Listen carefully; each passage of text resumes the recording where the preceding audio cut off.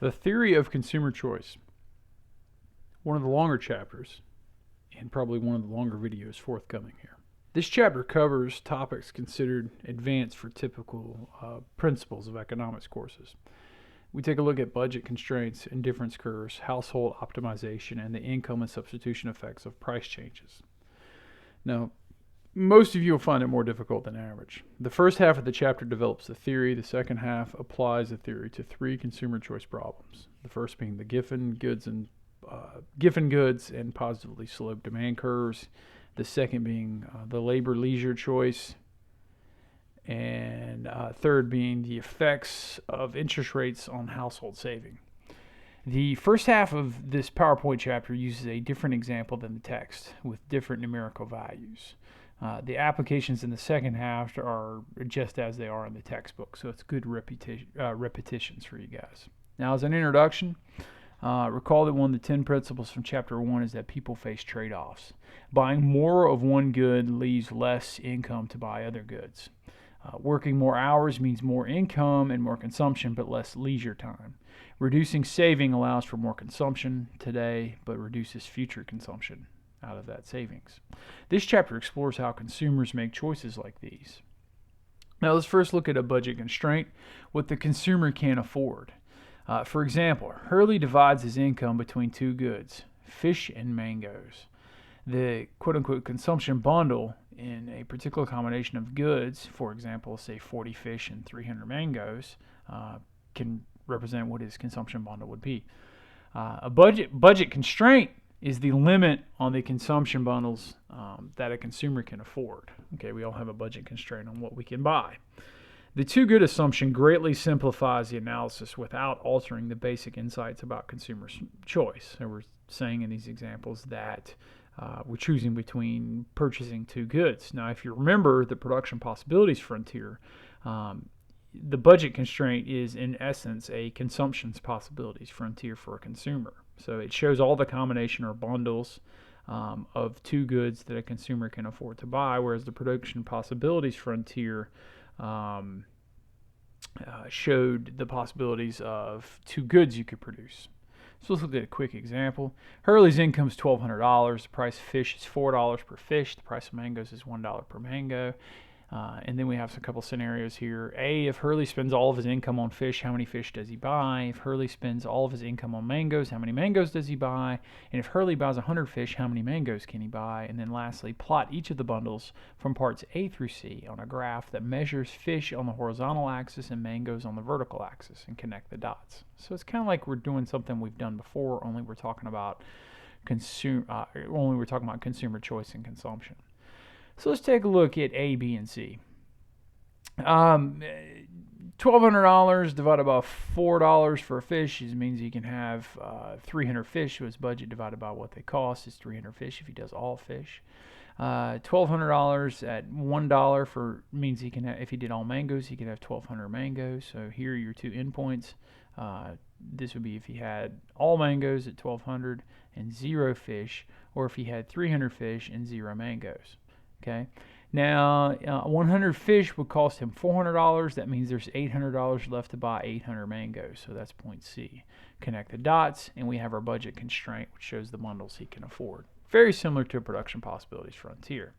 Now, the slope of the budget constraint equals the relative price of the good on the x-axis. So essentially, you're trading one combination for another. From C to D here, the rise is minus 200 mangoes, go down 200 mangoes, and the run is plus 50 fish. So we go from 100 to 150, and we go from 800 to 600. The rise is minus 200, and the run is 50. So the slope is negative 4. Hurley must give up 4 mangoes to get 1 fish. Now, show what happens to Hurley's budget constraint if his income falls to $800, okay, in part A. And in part B, the price of mangoes rise by $1, goes up to $2 per mango. Okay, another straightforward problem that will not take much time, yet you need to learn these concepts better. It helps you to learn these concepts so you figure them out for yourself or see it done. The budget line moves in response to an income and price changes. Now, a fall in income shifts the budget constraint downward. Okay, it moves it in. now you have $800 to buy eight. If you did all mangoes, you get 800. If you did all fish, you get 200. So now Hurley can buy, if he bought all fish, it would be 200 fish, okay? If he bought, it'd be 200 fish, and then if he bought all mangoes, it would be 800 mangoes. And this is the first part A. Mangoes haven't risen in price, so in this situation, they're still $1 a mango. So if you bought all mangoes and 0 fish, you get 800. If you bought all fish and no mangoes with the reduced budget of $800, you can have 200 fish and 0 mangoes. Chances are you're gonna have some combination between. So your budget line illustrates that. Now, part B. Hurley can still buy. This is an increase in the price of one good, pivots the budget constraint inward, but it does it in a non-parallel manner. Remember, mangoes are going from $1 a piece, where you can afford 1,200 if you bought all mangoes, to $2 a piece, so it cuts in half to 600. Nothing changed about the quantity of fish you could buy. So Hurley can still buy the 300 fish, but now he can only buy 1,200 divided by 2, 600 mangoes. So notice the slope is smaller relative. The relative price of fish is now only 2 mangoes instead of 4. So the slope is not as steep. Now, let's introduce the indifference curve. When we're talking about preferences and what the consumer wants, an indifference curve shows the consumption bundles that give the consumer the same level of satisfaction.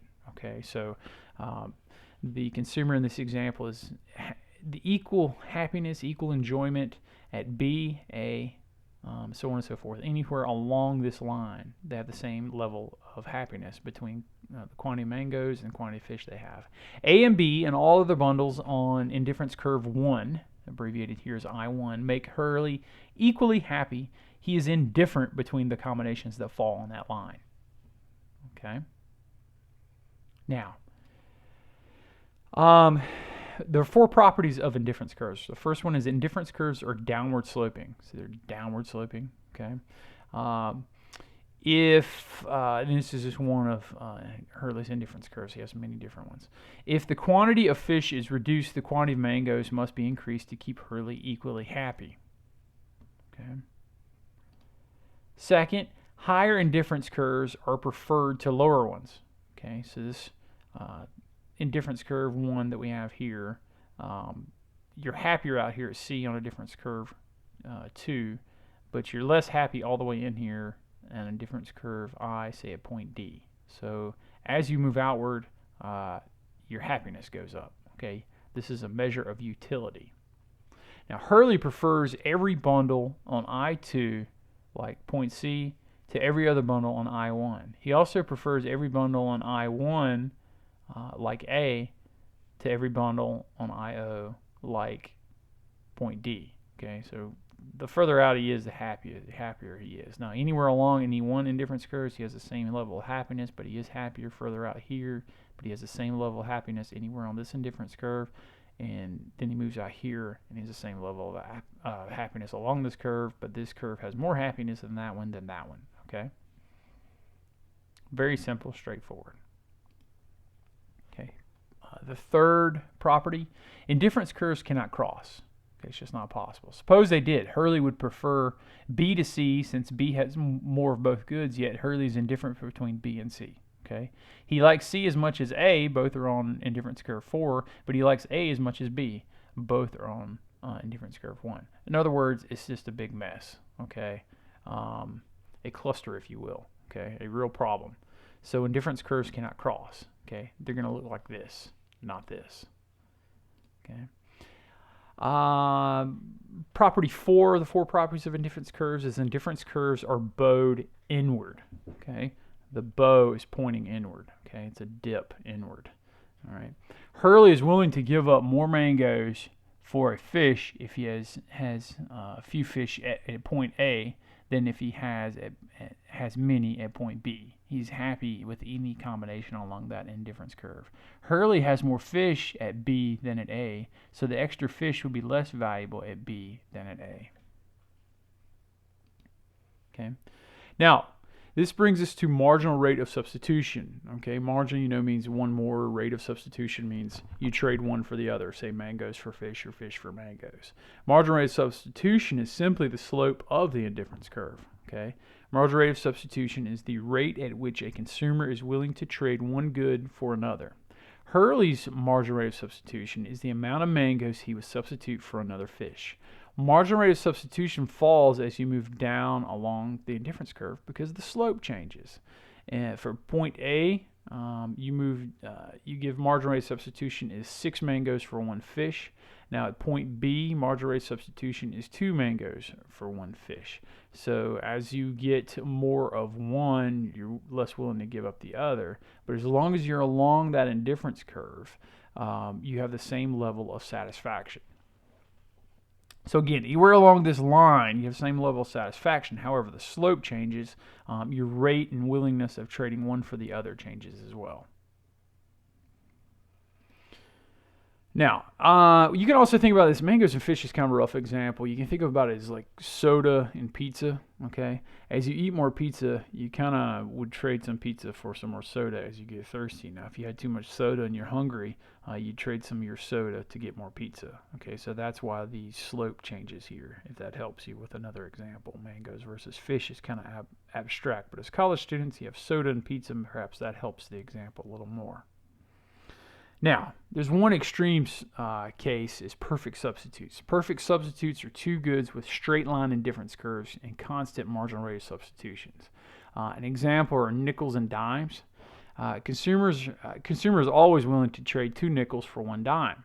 Okay, it's hard to think of examples of perfect substitutes. Even nickels and dimes are probably not perfect substitutes. I mean, I'd rather carry 10 dimes in my pockets than 20 nickels. It'd be a lot more comfortable. But it's easy to think of examples that are close substitutes. Therefore, they're likely to have indifference curves that are not very bowed. Okay, see, in this case, the indifference curves are not bowed at all. Some examples, perhaps, of close substitutes and not necessarily perfect substitutes are movies at the movie theater and videos at home. A consumer might be willing to trade 2 videos for 1 night at the movies. All right.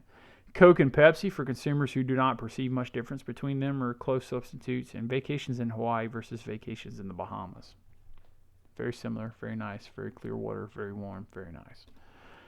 Now, another extreme case is perfect complements. Perfect complements are 2 goods with right angle indifference curves. Looks kind of funky, right? Well, examples will be left and right shoes. 7 left shoes, 5 right shoes is just as good as 5 left shoes and 5 right shoes. I think actually that's supposed to be 7 left shoes and 7 right shoes. That's a typo. So let's go in here and fix that right now so it's not as confusing. Okay. Again, it's hard to think of any examples of a perfect complement, but it's easy to think of examples that are good, though not perfect complements. So good complements, and therefore are likely to have indifference curves that are very bowed. In other words, they're right angles. Examples could be tickets to rock concerts and parking in an arena in which a concert takes place. Another example would be hot dogs and hot dog buns. We've talked about that previously in class. And thirdly would be brewed Starbucks coffee and 20 spoons of sugar. If you don't get that one, you probably haven't tried brewed Starbucks coffee, at least plain without sugar. Now, less extreme cases, meaning probably things that happen more often, are close substitutes and close complements. Indifference curves for close substitutes are not very bowed, okay, like the quantity of Pepsi versus the quantity of Coke.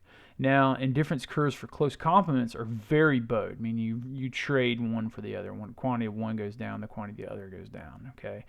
Substitutes, you're trading Pepsi directly for Coke. It's like a unit trade. When 2 goods are close but not perfect substitutes, say like Coke and Pepsi, indifference curves are slightly bowed. When 2 goods are close but not perfect complements, like hot dogs and hot dog buns, indifference curves are very bowed and have a very sharp but not quite 90-degree angle. Okay, so there's a significant rise and run. Later in this PowerPoint chapter, an active learning exercise, I will ask you to illustrate the substitution effect for these 2 cases. Again, we're introducing the theory here. We're going to apply it here in a minute. Hopefully it makes it a little more clear for you. But when we do this, you will see that the relative price change causes a much bigger movement along an indifference curve when the goods are substitutes than when they are complements. So there's going to be a bigger rise over run, or fall over run, if you will, between Coke and Pepsi than it is between hot dog buns and hot dogs. Okay, you can see the slope is not going to be as productive on complements as it is with substitutes. Now, optimization, what the consumer chooses. Well, you have to consider things. You have to consider the budget and the indifference curves. Okay, the optimum is the bundle Hurley most prefers out of all the bundles he can afford. Okay, you have 3 indifference curves here. A is the optimum point on the budget constraint that touches the highest possible indifference curve. Okay, this indifference curve is higher, okay, than this indifference curve. However, this indifference curve is not obtainable with Hurley's current budget. Okay, so this is the highest possible indifference curve given his budget. Okay, it touches the highest possible indifference curve, the budget there, his budget constraint. Hurley prefers B to A, but he cannot afford point B. Okay, Hurley can afford point C and point D, but A is on a higher indifference curve. Okay, follow that. D is obtainable. C is obtainable, but it's not efficient. Okay, just like a production possibilities frontier, he can have a higher level of higher level of utility of enjoyment from this middle indifference curve. It's a higher indifference curve, so obviously he would prefer operating at A than he would D, even though D is on his budget. This is his enjoyment. You want to have more enjoyment in this combination.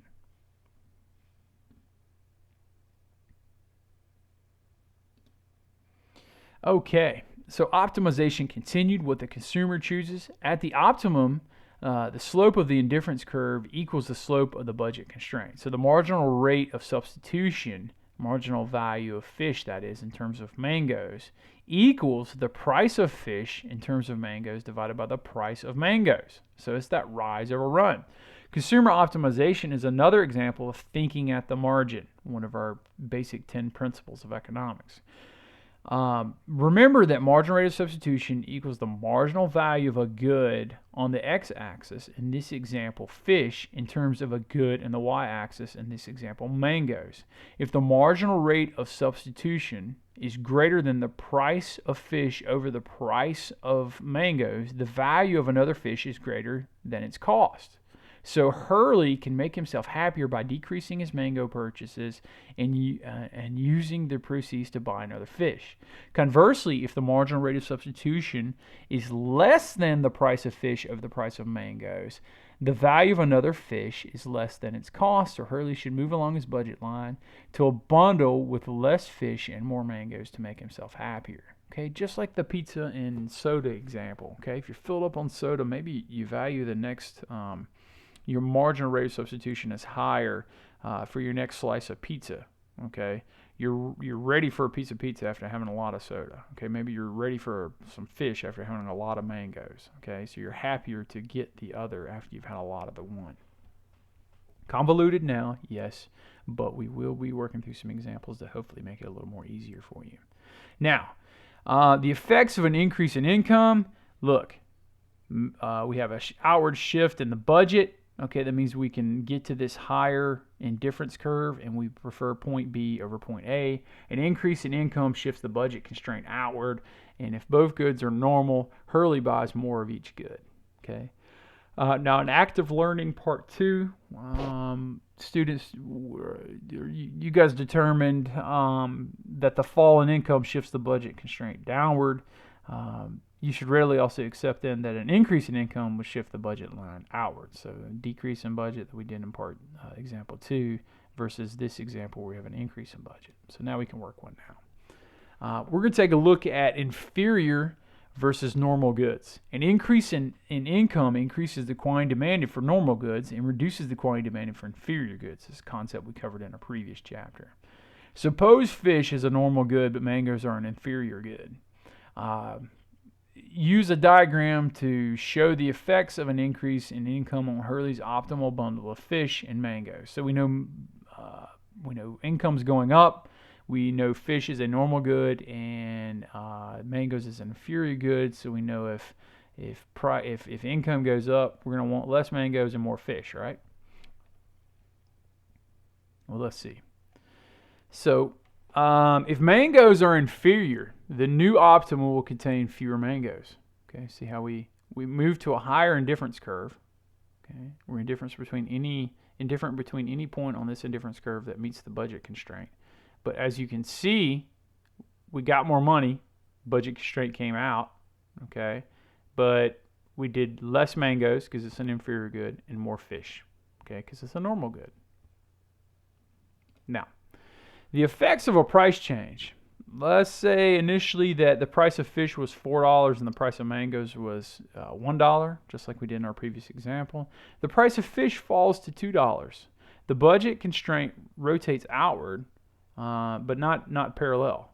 The price of mangoes is not changing, so its point of origin on the mangoes axis doesn't change. What changes is the quantity of fish we can buy. We go from being able to buy 300 to being able to buy 600 if we bought all fish. So the price falls to $2, the budget constraint rotates outward. Hurley buys more fish and fewer mangoes, all dependent upon his indifference curve here. And we have this point here. Let's say this is A and B, and at point B, he moves to purchasing 350 fish because he can. Okay, he's at a higher indifference curve than he was back here at point A. He moves out here. Okay, so point B. This is your initial optimum, and he can, because fish is more affordable, he can eat more fish, and it's a normal good. He will eat more fish. Mangoes is an inferior good, so he eats less mangoes. He goes from 600 to 500, and his fish go up. Fish consumption goes up to a higher indifference curve. Okay. Don't worry, at this point, test questions will be very general.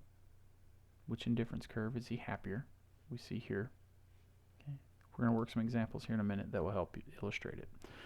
Now, we have income and substitution effects. A fall in the price of fish has two effects on Hurley's optimal consumption of both goods. First, the income effect. A fall in price of fish boosts the purchasing power of Hurley's income and allows him to buy more mangoes and more fish. Okay, he's got more money, he can buy more of both. Okay, substitution effect speaks towards the fall in the price of fish makes mangoes more expensive relative to fish. Okay. Causes Hurley to buy fewer mangoes and more fish. Fish is more affordable. He has to make the choice between fish and mangoes. His opportunity cost to give up fish to buy mangoes actually goes down, so he buys more fish. So notice there's a net effect on mangoes can be ambiguous. We don't know exactly how many fewer mangoes he buys in this thought exercise. Now on the previous slide, the fall in the price of fish caused a net decrease in Hurley's demand for mangoes. The substitution effect is greater than the income effect in that slide and as depicted on the following slide. However, it could have gone the other way. If the income effect were greater than the substitution effect, then Hurley's demand for mangoes would have risen. All right. Again, looking at the income substitution effect, in this example, the net effect on mangoes is negative. So the initial optimum at point A, okay, you see point A there? That's where we are. The price of fish falls, okay, from $4 to $2. Substitution effect from A to B, you buy more fish and fewer mangoes. You can afford more fish and you buy fewer mangoes, okay? See that drop from A to B? Okay. The income effect is the move from B to C.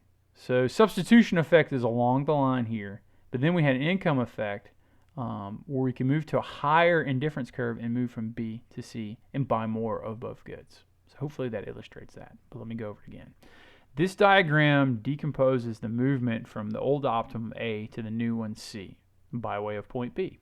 The first part from A to B represents the substitution effect. It shows the change in the optimal bundle due to the relative price change. Remember, fish price fell by half, went from $4 to $2, holding constant the consumer's level of well-being, so saying they're on the same indifference curve. The second part that moved from point B to C represents the income effect. It shows the change in the optimal bundle due to an increase in the purchasing power of the consumer's income. So two things happen here. First, the price of fish fell, so you moved to where you eat more fish and less mangoes. Again, fish was the normal good, mangoes was the inferior good. So it shows the move from B to C shows the optimal, B to C shows the optimal bundle due to the increase in purchasing power of the consumer's income. That's the second thing that's happened. Essentially your income can buy more because the price of fish went down. The dashed line is through point B is parallel to the new budget line through point C, okay, indicating that we're holding relative prices constant to see how an increase in income affects the optimal bundle. So there's a substitution effect, A to B, and an income effect from B to C. Now, working another example, the substitution effect in two cases. Do you think the substitution effect would be bigger for substitutes or complements? Good question. Draw an indifference curve for Coke and Pepsi, and on a separate graph, one for hot dogs and hot dog buns. On each graph, show the effects of a relative price change, keeping the consumer on the initial indifference curve. Now, this exercise is similar to problem 2 in the back of the chapter. It reviews the following concepts. Indifference curves for substitutes and complements would have different shapes. If you recall that when we introduced the theory at the beginning of this video. The substitution effect shows the movement along the indifference curve from a relative price change. So let's graph this. Now, pardon me while I move that.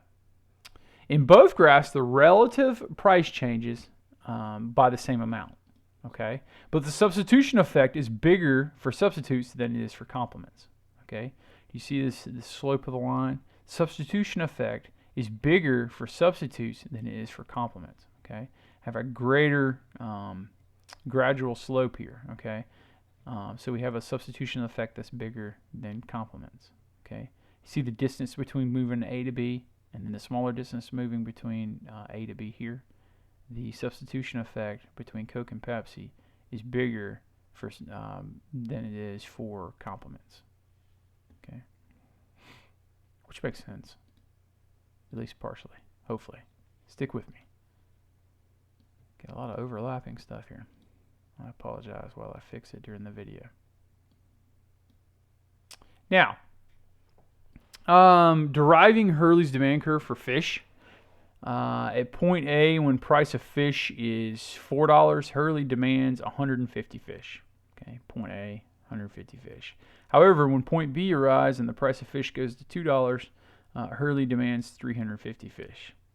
Okay, and his demand for fish. All right. Again, this is the same shift. Okay. Price of mangoes did not change. Should we stay on the maximum mango in here if you bought all mangoes and 0 fish? Okay. However, his maximum for fish moves outward because fish became more affordable. Now that gives him a different combination, allows him to reach a higher indifference curve. So he's going to prefer B to A on the higher indifference curve. All right. That represents the price reduction to $2 and the consumption from 150 fish to 350. Okay. So this slide shows a familiar demand curve we've been using all semester, yet here we're using it for consumer optimization. Now, let's take a look at an application. Giffen Goods. So, do all goods obey the law of demand? Suppose the goods are potatoes and meat, and potatoes are an inferior good. Okay, if the price of potatoes rise, the substitution effect tells you buy less potatoes. Okay, now if the income effect, saying your income goes up, you might buy more potatoes. Okay, now if the income effect is greater than the substitution effect, then potatoes are a Giffen good, a good for which an increase in price raises the quantity demanded. All right, seems kind of crazy. That's probably why I haven't heard of a Giffen good. Doesn't always occur. Now, as the increase in price of potatoes rotates the budget line inward, okay, see here, we move from this initial budget line to this revised budget line because potatoes are more expensive. The substitution effect would cause the consumer to buy fewer potatoes. Seems natural. But imagine moving along the indifference curve 1, I1 there, until you reach a point where the slope just equals the slope of the new budget line. Okay, as illustrated on the graph. At that point, the demand for potatoes is lower because the consumers are substituting meat for potatoes. Okay, potatoes are more expensive, they're eating more meat. Okay, But if potatoes are an inferior good, conversely, the income effect causes demand for potatoes to rise. The price increase makes consumers generally worse off. Okay, so if they eat more potatoes and it's more expensive, it makes them worse off. The consumer responds by buying less meat, the normal good, and more potatoes, the inferior good. So if potatoes are a Giffen good, the income effect exceeds the substitution effect, so that the net effect of price increase on demand for potatoes is positive. All right. Now, as the book notes, this crazy situation is extremely rare. Giffen goods are extremely rare if they exist at all. So if it sounds like it's bizarro, there's a reason. It is bizarro. This just doesn't happen. Now, looking at a second application of wages and labor, a budget constraint shows a person's trade-off between consumption and leisure. Okay, getting back to some of the stuff we did initially in this chapter. This depends on how much time he or she in this example, has to divide between leisure and working. The relative price of an hour of leisure is the amount of consumption she could buy with an hour's wage. Now, an indifference curve shows the different quote-unquote bundles of consumption and leisure that give her the same level of satisfaction. So you can do this with wages and labor. Now, at the optimal marginal rate of substitution between leisure and consumption, the marginal rate of substitution between leisure and consumption equals the wage. Okay, so it's labeled here on the budget constraint between consumption and hours of leisure. Your optimum is shown here on the budget constraint. Okay, you'd love to be out here, but you can't be. You just don't have that much room for consumption and leisure. Okay, you can make $5,000 if you have no leisure, or you can have 100 hours of leisure if you don't want to make any money. Okay, you could operate in here, but why would you do that when you can operate in an optimal that's higher? Here, the marginal rate of substitution measures the value of an hour of leisure in terms of dollars worth of consumption. Okay, there is a dollar's worth on your free time.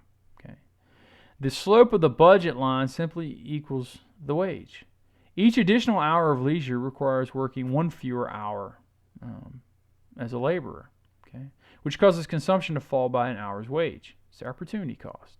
At the optimum, the marginal value of leisure in terms of consumption must equal the relative price of leisure in terms of consumption, or the wage. Now, if the marginal rate of substitution is greater than the wage, then the value of leisure is greater than its price, so you take more leisure and work fewer hours and raise your own happiness. Conversely, if the marginal rate of substitution is less than wage, then the value of leisure is less than price, so you take less leisure and work more hours to raise happiness. Okay, so basically you're like, okay, I'm kind of bored with leisure. I need to go back to work because I'm running out of money. Okay, you want to go back to work. Conversely, I've been working like crazy. I've got enough money for now. I need some days off. Okay, we've all been there. All right, you're just making that choice. It just depends on your marginal rate of substitution. Again, if your marginal rate of substitution is greater than wage, you're going to go leisure. If your marginal rate of substitution is less than wage, you're going to go work. Now, an increase in wage has two effects on the optimal quantity of labor supplied. There's a substitution effect and an income effect. Substitution effect, a higher wage makes leisure more expensive relative to consumption. You can make more money, so your opportunity cost not to work goes up. The person chooses less leisure and, for example, increases the quantity of labor supplied because there are less people choosing leisure because the pay's higher to work. Now, the income effect, with a higher wage, in this example, she can afford more of both goods. So she chooses more leisure. So she reduces the quantity of labor supplied. So typically people get paid more. They want to take more time off. So that's the income effect. Now, if they're getting paid more, they realize it's more expensive to take time off. That's the leisure effect. Okay. So it's kind of a tug of war, if you will. The relative magnitude of substitution and income effects determine the slope of the labor supply curve, as the following slides will show. Now, wages and labor supply. For this person, the substitution effect is greater than the income effect, okay, in this example. So her labor supply increases with the wage. All right. We see here their substitution effect is greater than her income effect. And so the hours of leisure decrease, and so her labor supply, because of her hours of labor are decreasing, or excuse me, her hours of leisure are decreasing. That means her hours of labor are increasing as wage rises.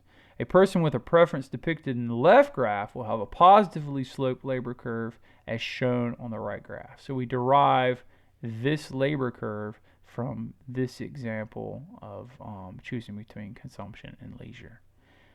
By now you're like, what in the world is he possibly going to ask me on the test on this? Don't worry about it, okay? This is for your own edification, these particular graphs. What I'm going to ask you in this chapter is the conceptual things like marginal rate of substitution, things like income effects and substitution effect. What does that mean? Normal goods and inferior goods, which you should already know. Perfect substitutes, perfect complements, and why. What an indifference curve is and why it might be right angled or straight or curved, or, for example, where am I happiest? Point A, D, or C? Okay, that's what you're going to be seeing in terms of test questions here. So stay frosty. We're getting there. Let me catch you back up to where we were.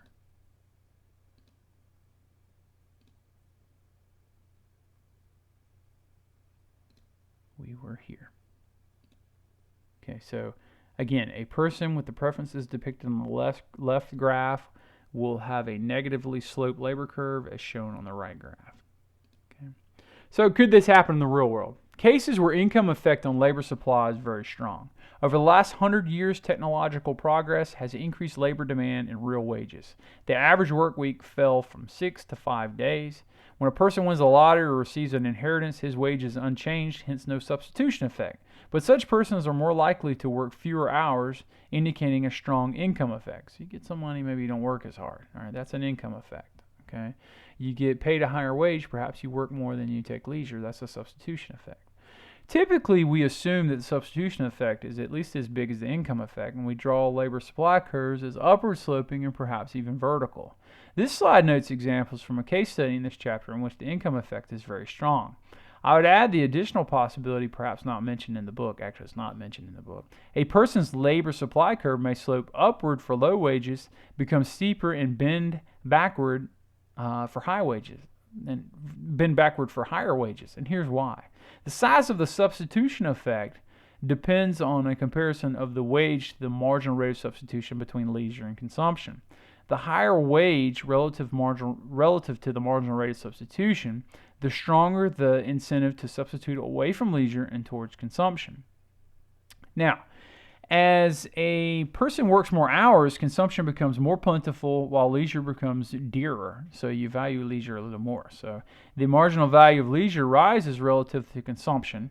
For example, the marginal rate of substitution rises as a person moves up an indifference curve. You're getting more soda, you're ready for some more pizza. You're getting more work, perhaps you're ready for a few days off. That's intuitively what's happening here.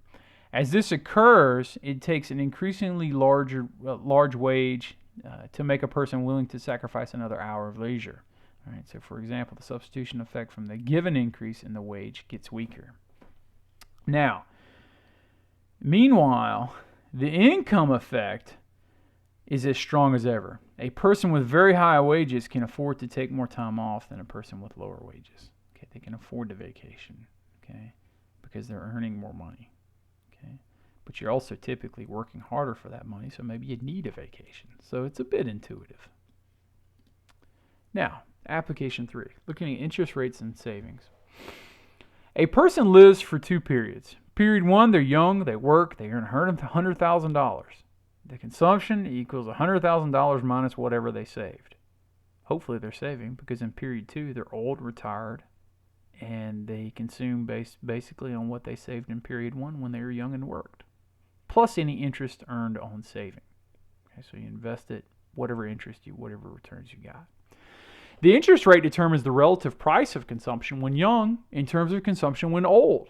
Okay, the interest rate's really high, you can invest it when you're young and make more money over time. If the interest rate's really low, you have less incentive to invest it and more incentive to spend it today. Why the interest rate determines the relative price of the current in terms of future consumption.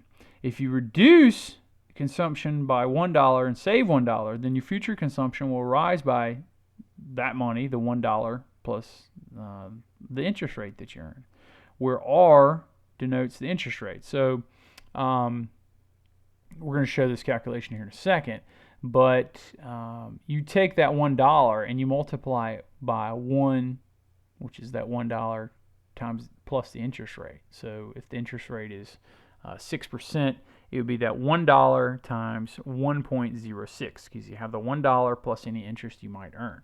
Okay, so interest rate will be abbreviated R moving forward. Similarly, if you wish to increase current consumption by $1, then you must sacrifice the $1 saved plus interest that you would have been able to consume in the future. So it's a trade-off. You're either investing $1 today and getting that $1 plus interest in the future, or you're spending that $1 today and giving up that $1 plus interest in the future. So it's an opportunity cost, whether you spend it today or in the future. Notice that the slide does not say interest rate equals the relative price. In fact, the relative price of the current in terms of future consumption, also the slope of the budget constraint, equals that $1 times the 1.06, say if the 0.6 is the interest rate, because you have that $1 saved plus anything you earned on top of it in interest. So a little convoluted, but basically it boils down to, hey, you can either spend the dollar today or you can spend it in the future when it's worth not only that dollar, but also that dollar plus any interest you earned. Now, the budget constraint shown here is for a 10% interest rate. So at the optimal, the marginal rate of substitution between current and future consumption equals the interest rate. Okay. You have consumption here when you're young, when you can choose to either spend that $1 today, or you have consumption here when you're old, where you can choose to invest it. So every dollar you're earning 10%. So if you spend it all when you're young, you only get the $100,000 that you've earned. Or if you save all of it for when you're old, you can earn 10% on whatever you save. So if you saved it all, it'd be $110,000. All right. Chances are it's going to be somewhere in between because you need to pay your bills now. So you spend $50,000 of your $100,000 here at the optimum, the highest level indifference curve that you can achieve. Can't achieve this out here, and that would be inefficient in here. So you go with the highest one right at your budget constraint. You spend half, and then you invest half. And then at 10%, when you're older, that $50,000 becomes $55,000 because you earn some interest. The marginal rate of substitution here is the marginal value of the current consumption in terms of future consumption. It tells you how much future consumption the person is willing to give up for a unit of current consumption. So if a consumer is optimizing, then the marginal rate of substitution equals that 1 plus R, the interest rate.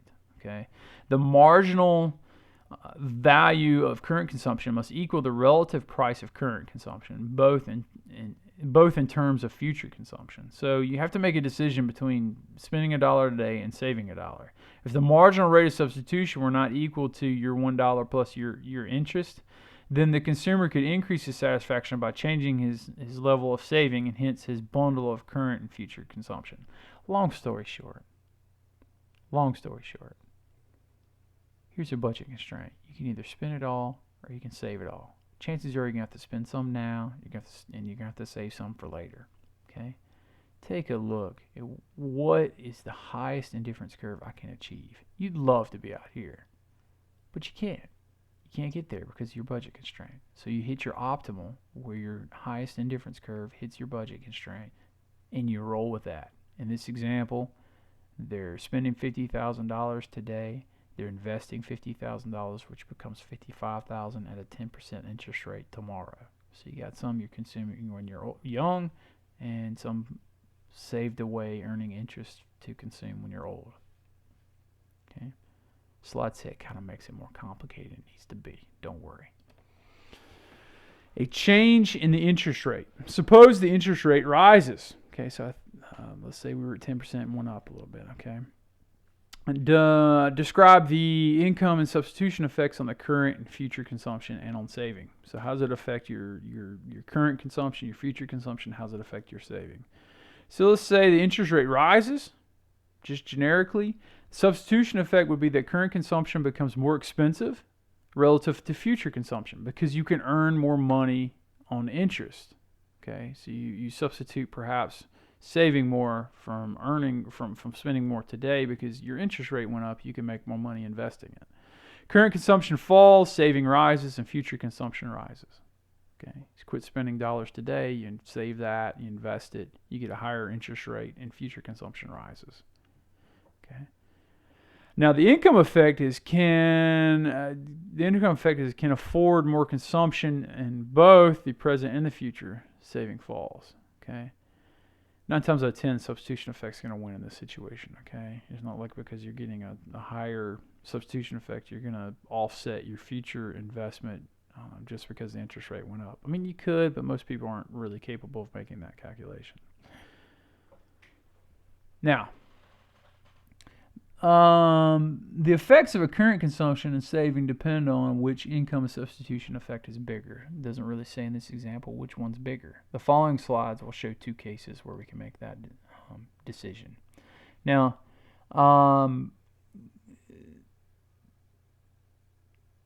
macro chapters, if you had me for macro, the Mankew's principles of macroeconomics or economics typically assume that saving is positively related to the interest rate as depicted here. So in this case, the substitution effect is greater than the income effect and saving rises. So you benefit more by moving to a point, say from this first point down here, you're getting more in the long run because the interest rate goes up. So we see this shift in this budget line. Stays same down here in consumption with young because the interest rate going up has nothing to do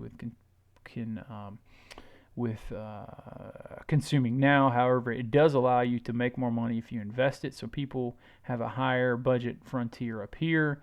So a higher interest rate rotates the budget constraint outward, resulting in a lower consumption with young and thus a higher saving rate. So a higher consumption rate when old. So we shift from this point here to a higher indifference curve up here. Number one, that makes sense. That's what you want to be able to do. And you want to operate on your higher budget curve, which slides things with a higher interest rate more towards consumption. So there's decreased consumption today and increased consumption for tomorrow because you're making more money. Okay.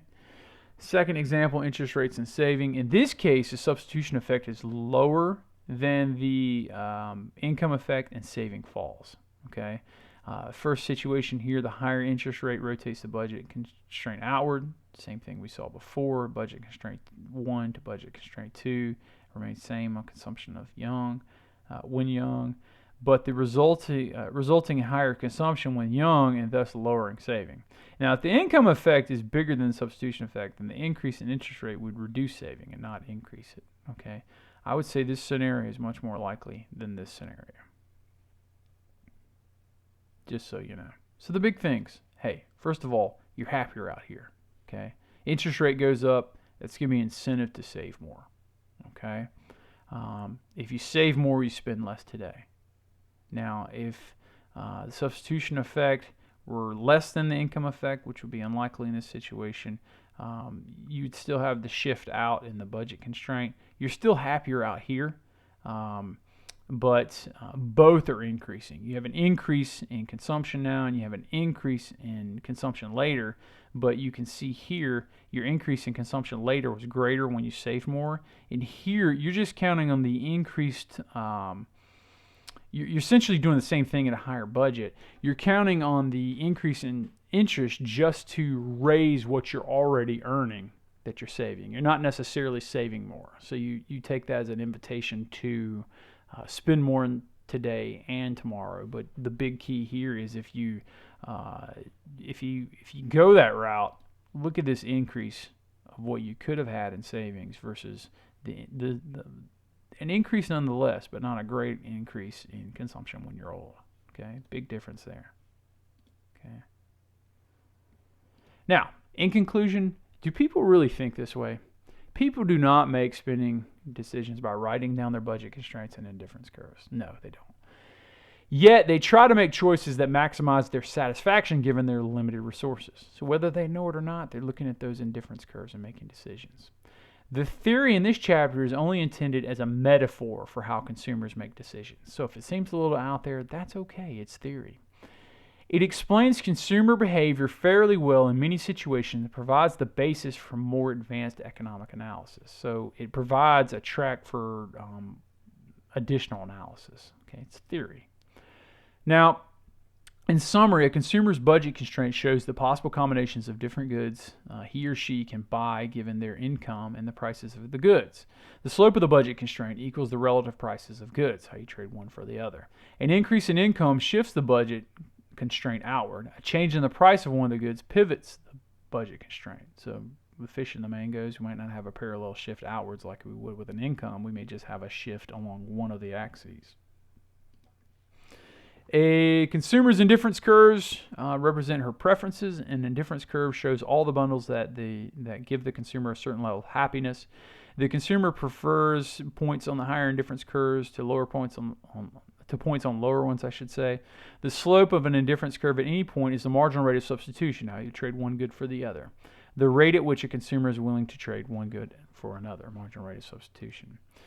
The consumer optimizes by choosing the point on her budget constraint that lies at the highest indifference curve. At this point, the marginal rate of substitution equals the relative price of the two goods. When the price of a good falls, the impact on the consumer choices can be broken down into two effects, an income effect or a substitution effect. The income effect is the change in consumption that arises because a lower price makes the consumer better off. It is represented by movement along the indifference curve to a higher one. Okay, movement along the indifference curve to a higher one. The substitution effect is the change that arises because the price change encourages greater consumption of a good that has become relatively cheaper. It is represented by a movement along the indifference curve. So income effect is going to cause you to shift that budget constraint outwards, and you're going to rise to a higher indifference curve. Okay. Whereas a substitution effect, you're trading, say, mangoes for fish, Coke for Pepsi, pizza for soda. Okay, that's a substitution effect, and you move along an indifference curve. Lastly, the theory of consumer choice can be applied in many situations. It can explain why demand curves can potentially slope upward, and why higher wages can either increase or decrease labor supply, and why higher interest rates can either increase or decrease saving. Okay. So a little longer chapter, a little further out there in terms of theory. That's why they put theory in the chapter title, the theory of consumer choice. For this introductory economics course, you can expect questions on the test from this chapter will be primarily conceptual. You may have to determine which indifference curve you would operate on, that type of thing. But to get further into indifference curves and the intricacies of choosing between substitution effects and income effects, that's something you're going to do more on an intermediate microeconomics level. So keep that in mind when studying this chapter. It's something you need to know and need to review. I just don't want you to stress over it too much. Okay? So if you have any questions, feel free to drop by, give me a call, send me an email. Be sure you ask me those questions. Let me know, and I'll be happy to help you. Thank you.